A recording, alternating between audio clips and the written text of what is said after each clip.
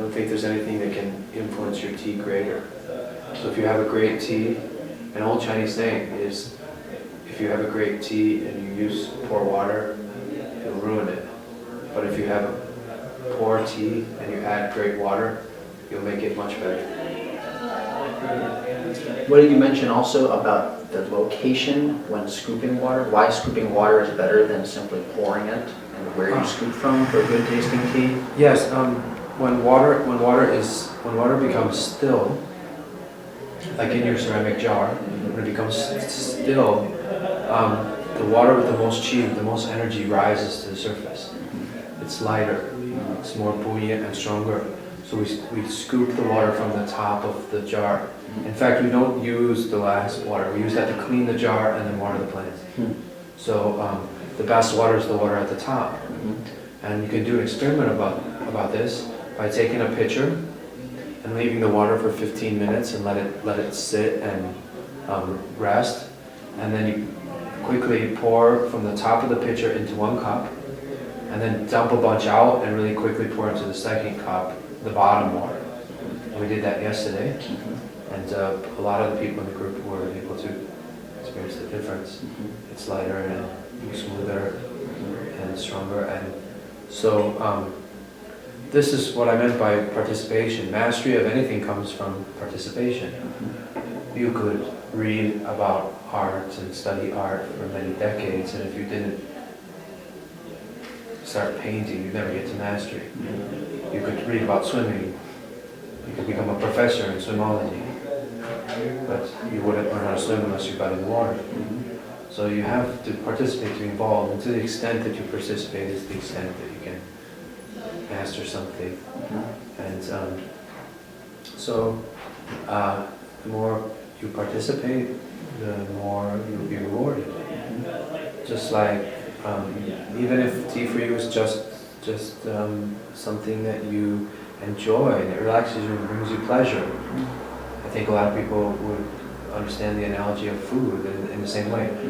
Food can bring us together with our families and friends. It can make us feel good, and the more preparation that goes into it, the better.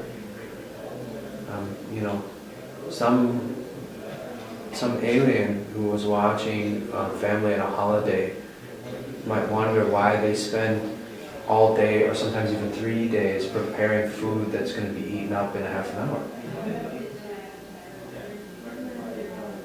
You know, and there's something to that. There's a lot of love and participation in it, and it means something. It just does.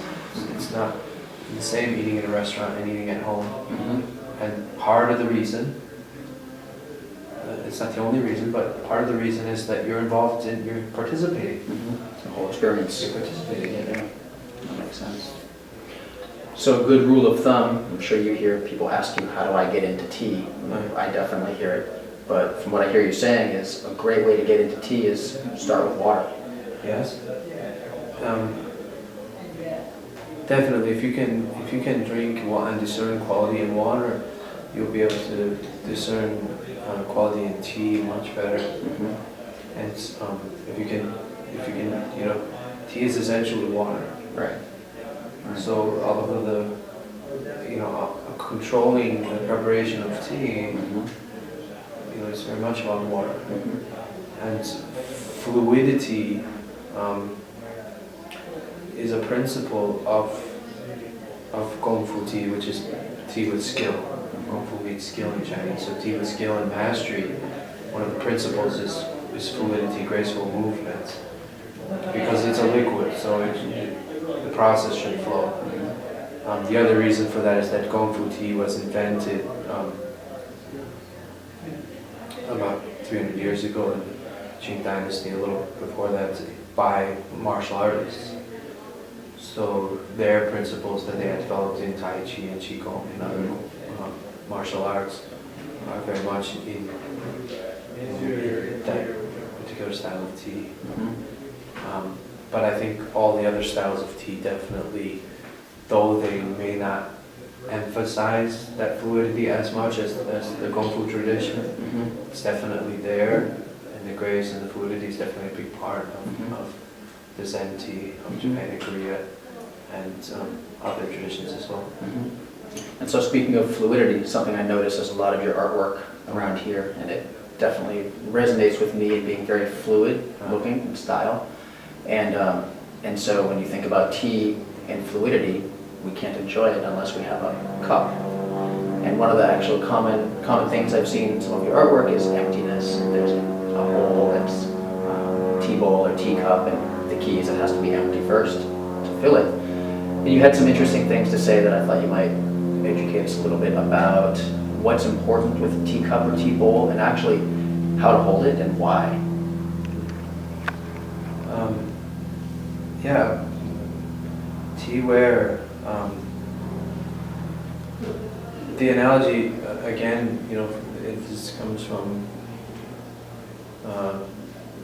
Far Eastern traditions, Tao and Zen.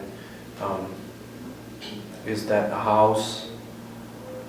The function is not in the walls; it's in the space. If your house was all walls, it would be a very good house.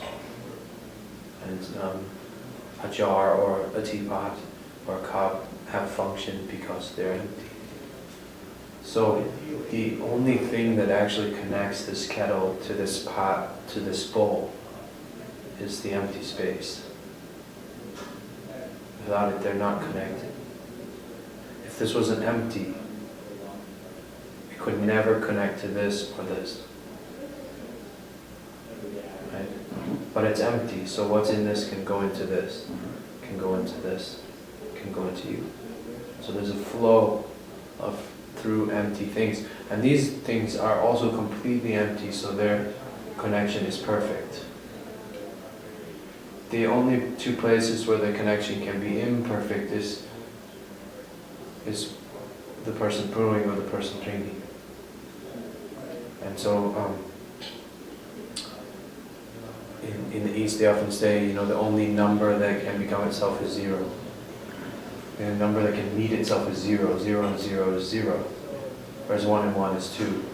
And so there's a recognition that self and other are the same. And a deep connection that something is flowing through me and into you, which has made tea for thousands of years a really important aspect of teacher-student relationships to this day, and marriage ceremonies in China as well. Because there's a poignant metaphoric and literal significance in the fact that that part of the teacher travels to the student and the student takes it in. And that's really easy to discern for most people, because if you're around tea enough, one of the first insights you'll have is that same teaware, same water, same tea, different person brewing is completely different. So it's definitely a part of the brewer in the tea. It's kind of just altered by their energy. If you're upset, then your tea is a little different. If you're quiet, then it's a little bit different. And bowls have, bowls or cups have so much to teach us about ourselves and about our relationship to the world. And for example, a bowl knows, language doesn't really work, it doesn't have a brain, but it inherently is, we could say, empty at the right time and full at the right time. So it empties and fills properly, and we humans don't empty and fill properly. And every animal, every species on Earth is able to do this. Animals, settle down maybe in the winter or at nighttime, and they kind of they become empty. And then they wake up and they're full right away. And they can do it really easy, full right away, empty right away. Whereas we kind of have an emptying process. Tend to be too full, but sometimes too empty too. It's this dynamic that doesn't, it's one thing that we can learn from bowls. And another very important thing that we can learn from bowls, there are many, you explore, is you know, in this modern times, we've come to see the world as stuff. And we kind of view objects as things to use and then toss away, to use and then discard. And so we have a lot of environmental problems because we use too much and discard too much. And now we're trying to work on using what we've already discarded again. But more fundamentally is to get at this, you know, kind of, for a long time people understood that they understood it in their day-to-day life, that everything was energy and everything was worthy of respect. And our science has returned there. We know now, again, everything is quantum, it's all energy. Your energy is energy, we know that now.